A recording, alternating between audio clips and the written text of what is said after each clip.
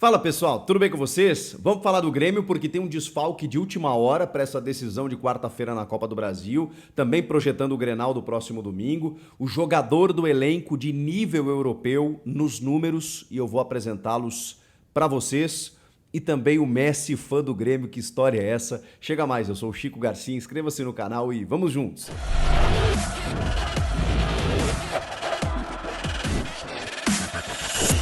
O Grêmio está em Brasília para jogar contra o Campinense de Campina Grande da Paraíba, o seu jogo de Copa do Brasil nessa primeira fase para que o Grêmio possa avançar. O Grêmio que é um dos maiores vencedores do torneio, mas que parou na primeira fase no ano passado. A gente imagina que isso não vai acontecer de novo. O Grêmio parou para o Mirassol, estava disputando a Série B, um elenco muito mais limitado e o Grêmio teve essa dificuldade, né? Acabou perdendo o jogo porque nessa fase o mandante, ele precisa vencer o jogo para se classificar. Eu acho esse regulamento esdrúxulo, horroroso. Você impõe mais dificuldades ainda ao time menor estruturalmente, no orçamento e tudo mais. Ele precisa vencer o jogo do time que tem muito mais estrutura, muito mais orçamento para poder fazer isso. O Grêmio joga por um empate em Brasília, num campo neutro, né? Porque o Campinense vendeu o mando do campo, né, para Brasília, porque é mais interessante, né? Atrai mais torcedores até do Grêmio e tudo mais, né? Curiosos que queiram assistir num estádio, numa região até mais centralizada. Isso facilitou a vida do Grêmio. O Grêmio fretou um avião para poder chegar mais rápido em Brasília. Se tivesse que ir até Campina Grande, o trajeto ia ser muito mais longo e o Grêmio tem um Grenal no próximo domingo, que não vale nada em termos de classificação, mas é ignorância dizer que um Grenal não vale nada, mesmo que não seja na pontuação. A gente está falando de um Grenal muito esperado nos bastidores. Eu até nem sei se o Renato está pensando em colocar um time misto, preservar alguns jogadores, porque o Grêmio já está classificado. O jogo é na Arena do Grêmio, mas não dá para a gente dizer que o Luizito Soares, por exemplo, não vai ser uma atração nesse Grenal. O cara pediu bonificação para fazer gols em Grenais, né? No Campeonato Gaúcho ele tirou, porque ele disse que vencer jogos em Grenais e vencer o título gaúcho seria obrigação. Mas no Grenal ele botou lá uma cláusulazinha, não, aqui tudo bem. Nas outras competições ele também tem bonificação pelos títulos, pelos gols e tudo mais. Então, como é que a gente vai dizer para o torcedor do Grêmio que vai lotar a arena no primeiro Grenal do ano que o Luizito não vai jogar? E o Luizito jogando é time titular, gente. O Luizito jogando, o Grêmio vai de força máxima, mesmo que ele preserve algum ou outro jogador. E aí você tem que pensar, obviamente, no nível de desgaste desse jogo da quarta-feira, que é em Brasília, mesmo que seja um campo neutro, tem viagem, o campo não é lá essas coisas, né? A gente viu jogos recentemente recentes no Mané Garrincha. O Grêmio pode jogar por um empate, mas é óbvio que a gente está esperando uma grande apresentação para o Grêmio começar bem o seu pontapé inicial aí na Copa do Brasil.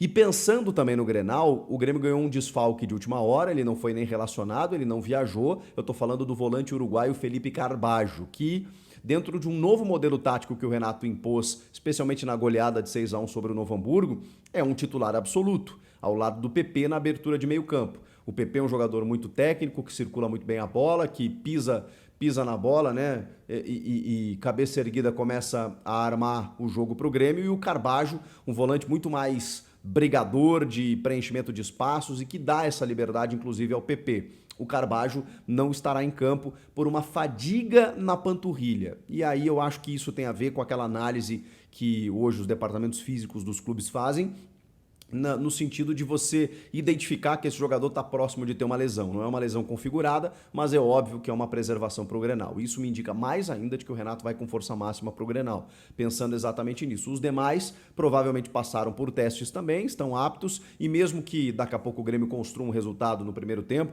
pode ser que lá ele até em minutagem consiga tirar jogadores mais cedo, para poder preservar aí sim para o Clássico Grenal. Mas eu acho que o exemplo do ano passado ele ficou, mesmo que o Grêmio hoje tenha um time muito mais qualificado, o Renato ele acalma o ambiente, né, nesse sentido, o Grêmio tem conseguido resultados, a estrutura tática está montada, você não pode dar chance para o azar, né? O Campinense obviamente vai querer né, complicar a vida do Grêmio, vai ganhar um dinheiro muito bom se passar para a próxima fase, e na próxima fase o Grêmio ainda pega o Resende do Rio contra o Ferroviário do Ceará. Então essas fases iniciais o Grêmio tem a obrigação de avançar e precisa vencer e bem, com desempenho legal, bacana, convincente, porque até agora o Grêmio só pegou equipes do Campeonato Gaúcho, né?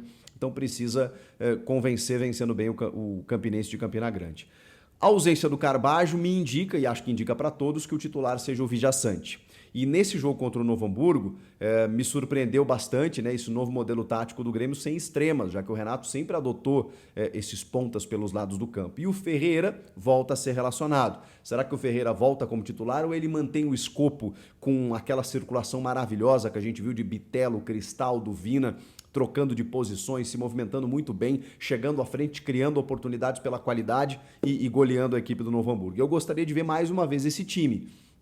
O Vina foi uma peça central desse novo modelo, porque ele não é um ponta, mas ele jogou pela esquerda, mas ele trocou de posição com o Bitelo, tanto que o Bitelo caiu pela esquerda, o Cristaldo teve muito mais aproximação para poder jogar, e é um meia que precisa disso também, e o Soares ali, né, buscando algum posicionamento, buscando uma bola, quando ela aconteceu, ele meteu o 6º gol. Então, é um Grêmio muito mais qualificado do meio para frente. E como eu disse, com o PP ditando o ritmo. Acho que o Vijaçante será esse parceiro, até pela característica em relação ao Carbajo, para poder entrar ali no meio campo do Grêmio. O restante, né, o João Pedro na lateral direita, o Reinaldo na esquerda, a dupla de zaga com o Bruno Alves e o Kahneman, e o Adriel, hein? E o Adriel tendo uma sequência como titular do gol. Acho que o Renato tá meio que optando aí, escolhendo um novo titular para o gol gremista. Bom, eu queria falar sobre um jogador que o Grêmio tem no elenco, que tem nível europeu. E isso parece até um clichê ou uma frase vazia, mas eu conversei com algumas pessoas que trabalharam e trabalham com o meio-campista Bitelo, que tem sido talvez o melhor jogador do Grêmio na temporada. E vejam só, o Grêmio que tem no seu elenco Luizito Soares. O Bitelo tem sido o destaque do time e nesse modelo tático com muito mais meio-campistas, o Renato conseguiu dar mais liberdade ainda para o Bitelo. E o Bitelo a gente já percebia que ele tinha essa capacidade, essa versatilidade de se deslocar pelos lados do campo, de aparecer para concluir, de finalizar de fora da área, de buscar tabelamentos, de construir o jogo desde o campo defensivo. Conversando com com treinadores, profissionais que passaram pelo Bitelo, eles me disseram o seguinte: o Bitelo, por que ele tem um valor, um nível europeu? Porque hoje os treinadores eles não analisam mais a quantidade de quilômetros que o jogador corre durante o jogo. Por exemplo, uma média de um jogador correndo, né, uma média boa durante uma partida, durante os 90 minutos, é 12 quilômetros. O jogador correu 12 quilômetros no jogo, correu bem. Mas hoje o que mais interessa é qual a porcentagem desses 12 quilômetros, por exemplo, que é uma média, esse jogador correu numa alta intensidade, que é normalmente onde ocorrem as ações decisivas de uma partida de futebol. E essa quilometragem da alta intensidade chega até numa velocidade de 19 km por hora. Normalmente, a média dos jogadores brasileiros que conseguem correr até 19 km por hora dentro de uma partida, ele é de 10% referente a toda a quilometragem que ele corre no jogo. Normalmente, o jogador atinge essa alta intensidade, esse pico de intensidade de 19 km horários, 10% de toda a quilometragem que ele corre. O Bitelo tem o dobro desse percentual. 20% de toda a quilometragem que ele corre ao longo da partida é em alta intensidade. E é isso que diferencia o Bitelo dos demais. Inclusive, eles compararam com jogadores nível Europa e o Bitelo tem uma média superior. É por isso que o Renato está certo quando ele diz que fatalmente o Bitelo vai ser vendido, vai para a Europa, porque a Europa gosta desse tipo de jogador. Sim, o ano passado ele tinha um valor estipulado em 8 milhões de euros e eu creio que isso, o Grêmio tem que ver bem essa situação, porque eu acho que ele já se valorizou e muito. E vai se valorizar ainda mais, jogando ao lado do Soares, jogando competições do nível da Copa do Brasil e do Brasileiro. Se o Grêmio conseguir segurar ele até o final do ano, eu acho que ele vai ser fundamental para esse novo modelo tático do Renato Portaluppi. Ficou bem explicado aí? Espero que sim, né? Em relação à alta intensidade que o Bitelo corre. Tem um argumento que me foi usado, inclusive, para identificar do quanto é necessário você fazer um estudo, né, da alta intensidade, da velocidade que o jogador corre. Vocês sabiam que o Luan, por exemplo, naquele time de 2015, 16, 17, no Grêmio, no auge dele, né, o Luan corria 12 quilômetros por partida. Era um dos que mais corriam. O Ramiro, por exemplo, também corria 12 quilômetros. Só que o Luan ele tinha um diferencial que acabou prejudicando ele ao longo da sequência da carreira. O Douglas, por exemplo, que também era do time ali em 2016 e que foi do Corinthians também, o Doga 10, o último 10, ele ficava com a bola dentro de um estudo realizado meio segundo com a bola no pé. O Luan, 4 segundos, em média. Em média, o Douglas ficava meio segundo com a bola no pé. O Luan, até 4 segundos.